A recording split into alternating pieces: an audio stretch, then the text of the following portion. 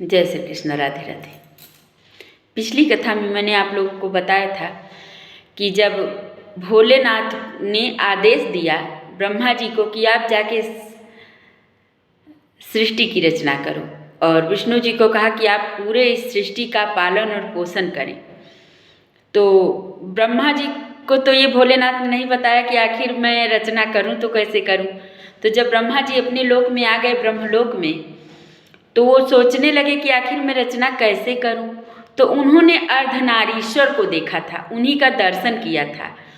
तो ब्रह्मा जी सोचे कि मैं आधा नारी और आधा पुरुष, ऐसी ही रचना हो सकती है। तो उन्होंने सर्वप्रथम इस संसार में सबसे पहले किन्नरों की रचना कर डाली, क्योंकि आधा नारी और आधा पुरुष। देखिए, जो हमारे इस संसार में किन्नर है ना, सर्वप्रथम इस सृष्टि में अगर सबसे पहले रचना ब्रह्मा जी ने की है तो किन्नरों की है। तो ब्रह्मदेव पूरे समग्र संसार में मात्र किन्नरों की रचना कर दी। तो विष्णु जी ने कहा भोलेनाथ से कि चलिए, ब्रह्मा जी सृष्टि की रचना कर रहे हैं और हम आप चलिए देख आते हैं कि ब्रह्मा जी किस चीज़ की रचना किए हैं। तो भोलेनाथ और विष्णु जी जब ब्रह्मा जी के पास गए, देखा तो मात्र वहाँ किन्नर, आधा नारी आधा पुरुष, तो विष्णु जी हंस दिए। तो भोलेनाथ को क्रोध आ गया। भोलेनाथ को जब क्रोध आ गया तो भोलेनाथ ने कहा कि एक समय आएगा, तो ऐसा समय आएगा कि आपको भी किन्नर बनना पड़ेगा। एक समय ऐसा आएगा कि आपको भी किन्नर बनना पड़ेगा। आपने जो यह आज ब्रह्मा जी की उत्पत्ति पर और जो इन्होंने रचना की, इस पर जो आपने हंसा है, इससे इनका अपमान हुआ है, इससे आपको भी एक दिन किन्नर का रूप पकड़ना पड़ेगा।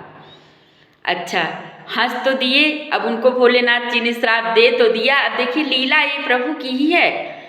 और फिर ब्रह्मा जी को समझाया कि ऐसे नहीं, ऐसी रचना नहीं, नारी अलग हो और पुरुष अलग हो, नारी अलग हो और पुरुष अलग हो।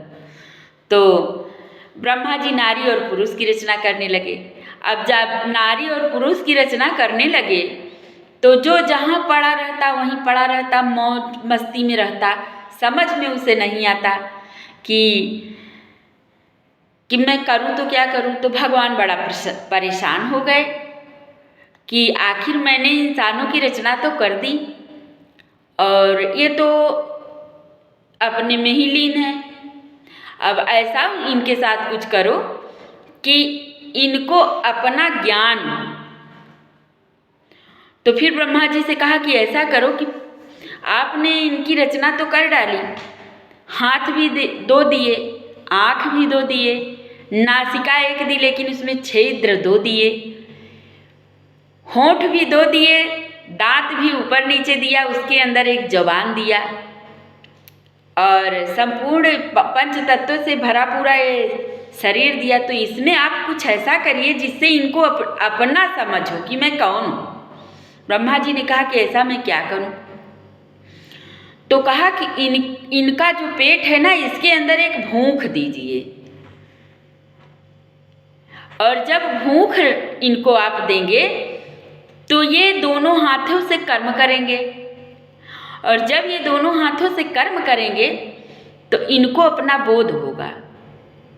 भूख लगेगी तो भूख मिटाने के लिए ये दोनों हाथ चलाएंगे, पैर चलाएंगे, अपने पूरे शरीर को लगाएंगे, काम करेंगे, पेट भरने का उपाय करेंगे।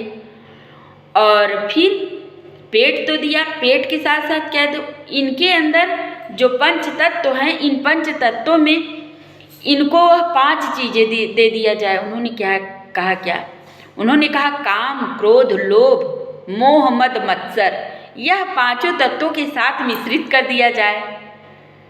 जब इनके अंदर यह 5 तत्व होंगे, काम, क्रोध, लोभ, मोह, मद, मत्सर, ये 5 तत्व हैं शरीर के। इसीलिए सत्पुरुषों ने कहा है, जो बड़े बड़े ऋषि और मुनि थे, उन्होंने इन सारे चीज़ों को परास्त किया है।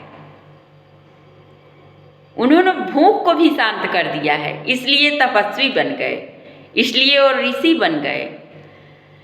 जो काम है, क्रोध है, लोभ है, मोह है, मद है, मत्सर है, यह हमारे शरीर के 5 तत्वों के विकार हैं। यही हमारे संपूर्ण शरीर के शत्रु हैं। इन्हें हम अपना समझते हैं। हमारे अंदर मोह है, हमारे अंदर लोभ है, हमारे अंदर छल है, कपट है, मद मत्सर सब कुछ है। यही 5 चीज़ें हैं। ईर्ष्या है, द्वेष है, इसको हम परास्त नहीं कर पाते क्योंकि हमको माया ने जकड़ रखा है। और सबसे बड़ी बात ब्रह्मा जी से भोलेनाथ ने कहा कि विष्णु जी से कहा कि आप अपनी माया का जोर इन पे कस दीजिए। जब इनके अंदर माया का मोह होगा तो ये 5 चीज़ों को पकड़ेंगे। और जब इनके अंदर इतनी सारी जो काम, क्रोध, लोभ, मोह, ये 5 तत्व हैं, इनके साथ जो मिश्रित कर दिया गया है, और जब पेट में भूख लगेगी तो ये सब कुछ करेंगे, ये सब कुछ समझ पाएंगे। तो लोगों ने कहा भगवान से कि मैं धरती पर अब नहीं जाऊंगा। उन्होंने कहा क्यों नहीं जाओगे?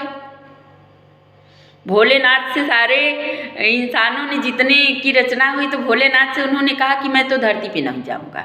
देखिए यहीं से उनका मोह और लोभ यहीं से शुरू हुआ। तो भोलेनाथ ने कहा क्यों नहीं जाओगे? कहा मैं जाऊंगा एक शर्त पर। बोले क्या? मैं वहाँ जाऊँ तो वहाँ मुझे 2-2 नौकर हों, क्योंकि आपने 2 हाथ दिए हैं, 2 आँख दिया है, नासिका भले ही 1 दी लेकिन छिद्र उसमें 2 दिए, सब कुछ आपने 2 दिया, किडनी, गुर्दा सब कुछ 2-2 दिया। तो मैं जब धरती पर जाऊं तो 2 नौकर। तो भगवान भोलेनाथ ने कहा ठीक है तथास्तु। फिर कहा कि मैं जब धरती पे जाऊं तो वहाँ 2 बनियाँ। कहा ठीक है तथास्तु। तो उन्होंने कहा ठीक है मैं जाऊंगा लेकिन मुझे 2 पहरेदार। उन्होंने कहा ठीक है तथास्तु। तब इंसान संतुष्ट हुए। तब वो धरती पर आए कि मैं अब आऊँगा अपनी गृहस्थी बसाने। तो देखिए 2 बनिया कहाँ से आए? पहले 2 नौकर कहाँ से आए? जब किसी बच्चे का जन्म होता है, एक माँ और एक बाप, ये दोनों नौकर होते हैं अपने बच्चों को। क्या नहीं करते बच्चों को पालने के लिए, बताइए आप। नौकर होते हैं। ये 2 नौकर मिले। बनिया कैसे मिले? बहुत से ऐसे माँ बाप हैं कि अपने बच्चों को फर्श से उठा के अर्श पर बैठाए हैं।